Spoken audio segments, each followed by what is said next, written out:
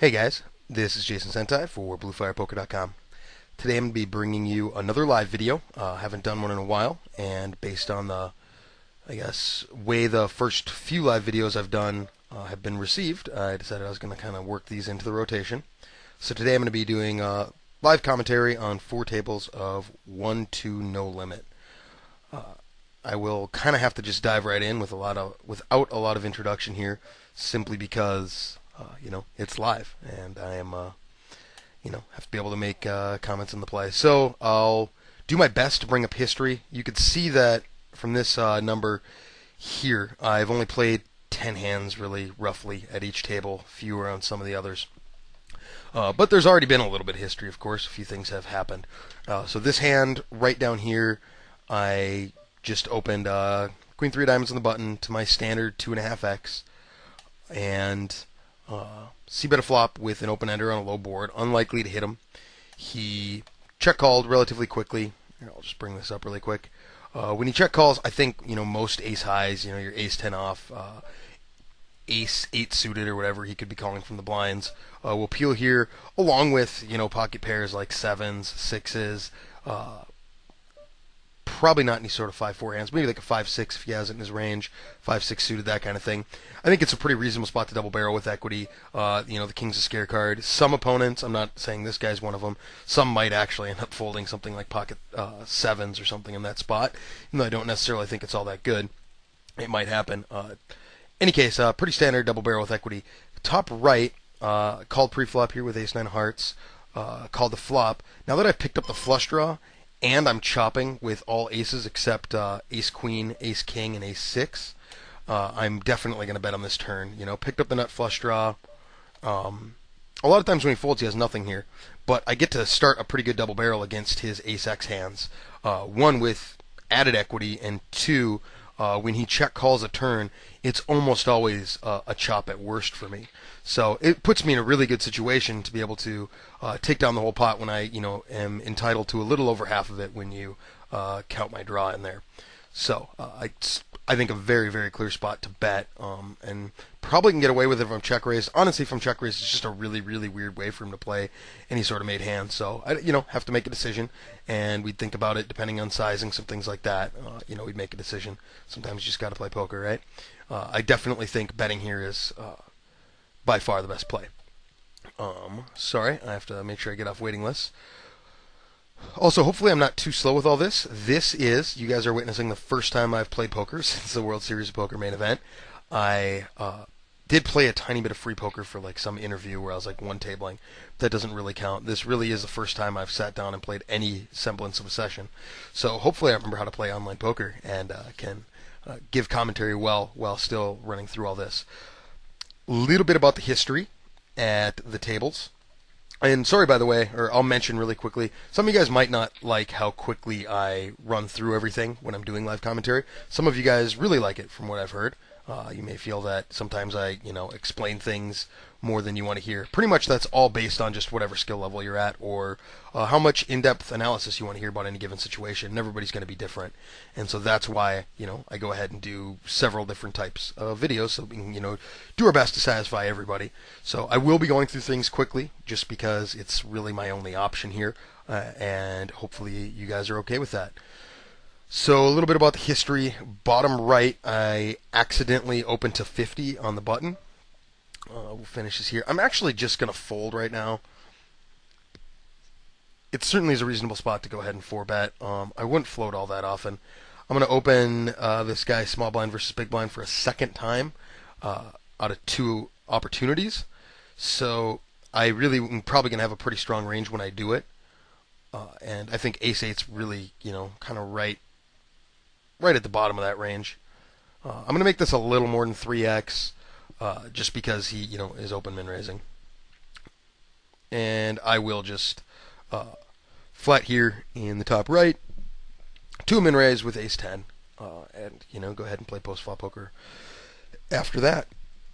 So bottom right, I look down at pocket 2s. I had to type it in to make it 5 because I opened a 2.5x on the button, and I automatically hit 50. I don't play stakes very often where you don't need at least 1-0 after your raises.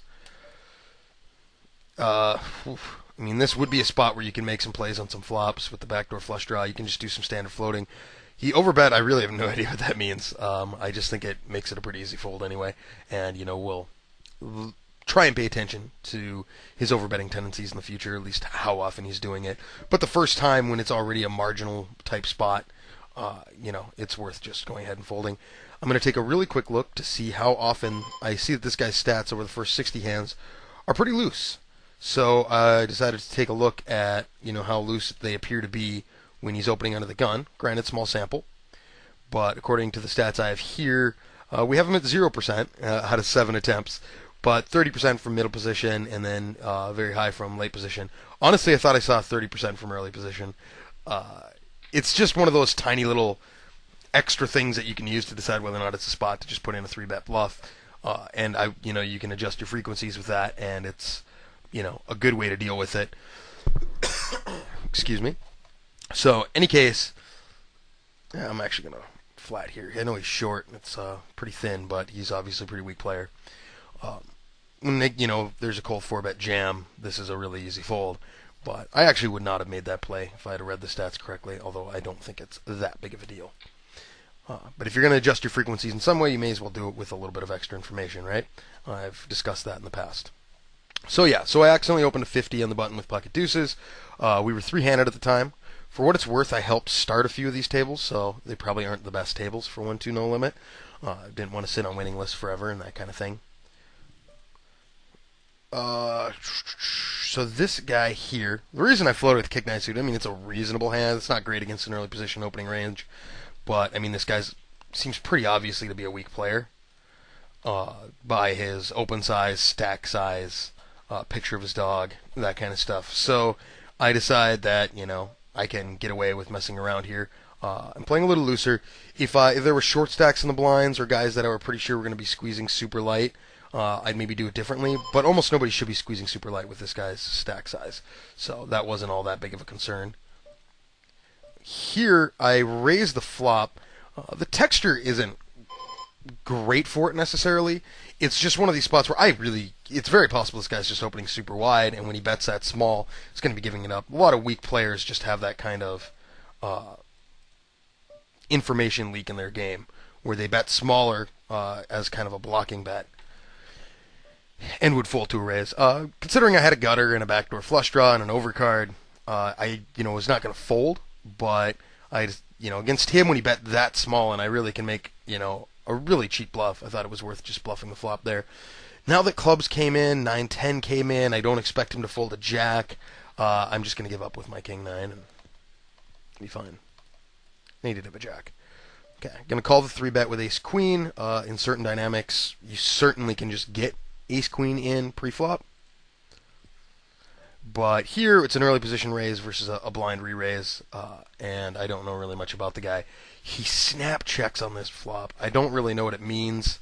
With history, it's a spot where I'd actually be pretty happy to bet, just because I don't think people expect you to bet with made hands that often here. Actually, they don't expect you to bet with air that often either. It's just one of those things where it's a spot where they just don't expect us to bet very often, so they might end up doing something goofy. I might bet like something really small, like 12. I'm just going to keep calling up here.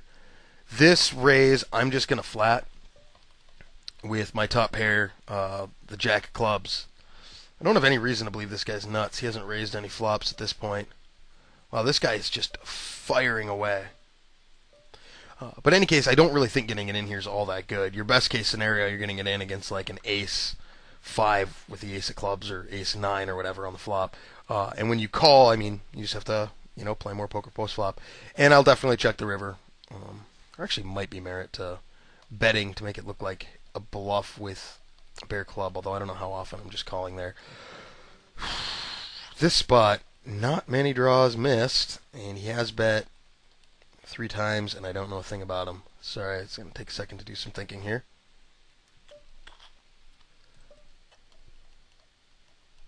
It's also blind versus blind. I feel like most people don't go that nuts in blind versus blind anymore. Like, you don't open super wide, but I don't really know if that's the case here at these stakes with a guy with a smaller stack. Diamonds missed, gutters missed, 5-6 basically missed, but he might check that. I'm gonna call. Wow. Okay.